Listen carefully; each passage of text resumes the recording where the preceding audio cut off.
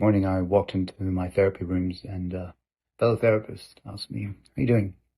And usually I would say, "Yeah, I'm great." And I stopped and I said, I'm not good." And she said, "What's happened?" And I said, "Everything that's gone on with Epstein, political pedophile rings, it's really affected me. And I'm really struggling and I'm really hurting." We spent some time talking about it. Everything that was lauded as a conspiracy 15 years ago turns out to be true. I remember about 11 years ago, I was staying with some friends in the New York City area, and their niece was talking about trafficking and was really quite passionate. And I remember seeing, on the milk cartons and posters in the US about missing people. And I got it intellectually, but I didn't get it here. I'm sorry. I remember friends talking about children going missing and pedophile rings across the world, and I struggled to really allow it to make sense because it just seemed so impossible, so unfeasible. So if you're in this space and you're struggling just from connecting with you today, it's a lot. It's a lot to take in. You might be personally affected, or you might be experiencing real suffering and real pain or vicarious trauma as a result of this. And I wanted to talk about this because it's important. I wanted to talk about how are you and what could support you in this. And I thought about the window of tolerance. Imagine three window panes on top of each other. And the middle pane is what you call your window of tolerance. The window where you have psychological resilience, you can handle things. But maybe you're not in that place right now. Maybe you're experiencing the top pane, which is called hypervigilance. Forgive me, hyperarousal, which leads to hypervigilance. Maybe you're feeling stressed. Maybe you're feeling anxious. Maybe you're feeling angry. Maybe you're feeling fury. Maybe the world isn't making sense anymore. You might be in the bottom window, which is hypoarousal. Maybe you're feeling low. Maybe you're feeling depressed. Maybe you're feeling numb. Maybe you're not feeling it all. You're dissociating because it's just too much. I want to really reach out to you and say, if you're feeling in that top window or the bottom window, there's things you can do.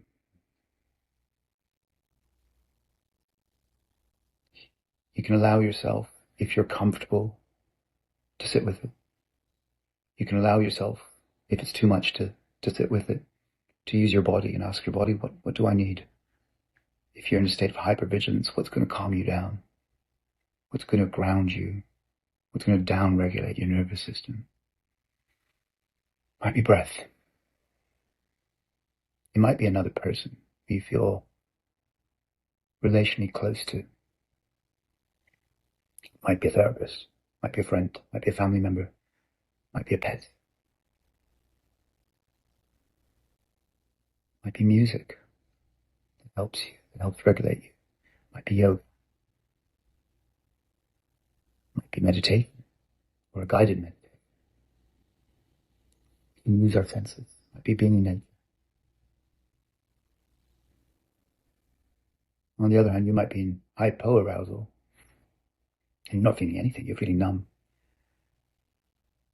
And so you might need to go the other way and use your body and use your senses to quicken you, to enliven you.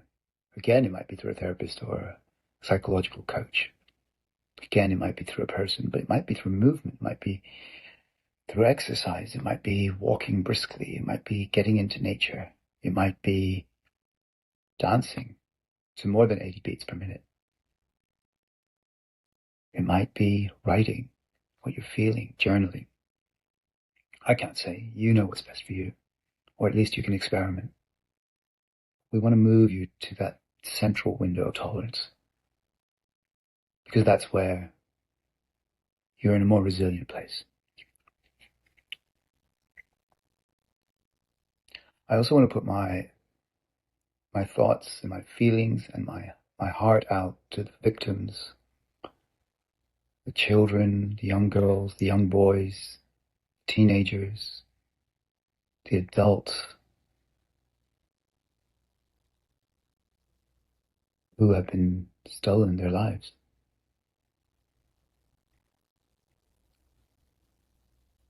I mean, the crimes are excessive. Abuse, kidnapping, sexual abuse, child rape, adult rape, alleged murder, and human sacrifice.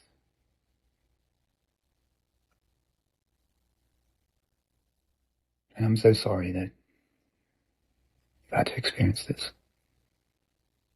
I wish humanity could have been better.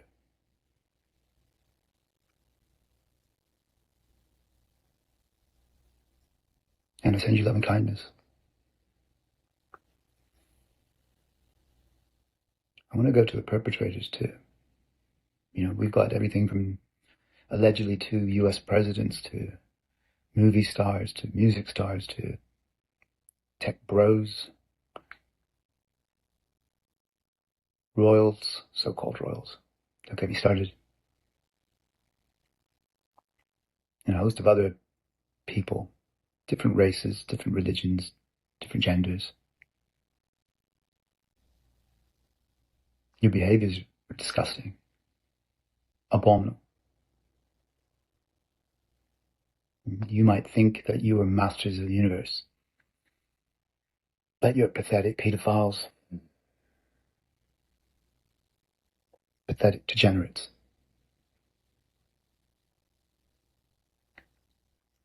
And justice must be served.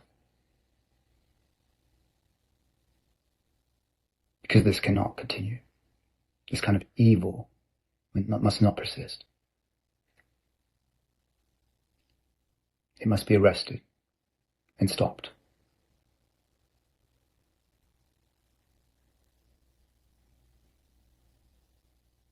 Because it's like a disease.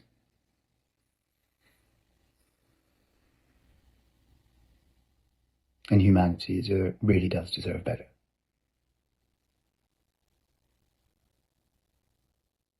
Then I go to the final part, which is, well, what if you are in that window of tolerance? Then what? What can we do?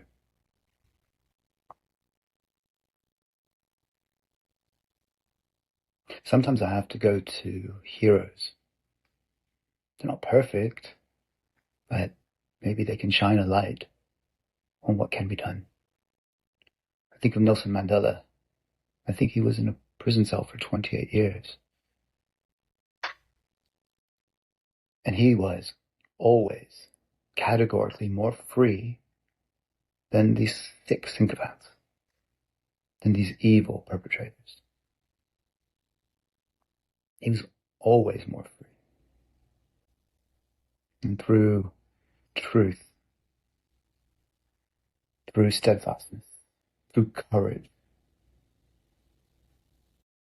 justice prevailed. We could go to Gandhi. Again, not a perfect man. No such thing. No perfect human. But he did remove an empire with his empty hands from India and Pakistan. And I wonder if we can look at those kind of leaders and look at their qualities and their attributes. Say, what can we learn from you? If you're in that window of tolerance, you see, it means we also have strengths and resources and capabilities. And we have power. We can wake up we can see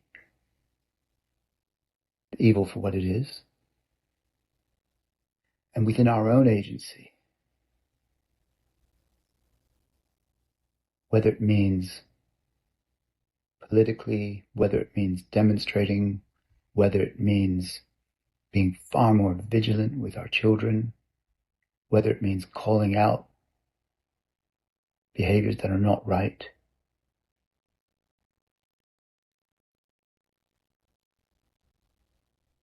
This is our world, and we can play a role in this. We do not have to keep the status quo, because the status quo is broke. Think of the words of the Buddha. Impermanence, impermanence, impermanence. It doesn't have to stay like this. We can change things. So I offer you hope. I wish you peace. And if you need support from a therapist, I'm more than happy to make referrals so you can find a good one.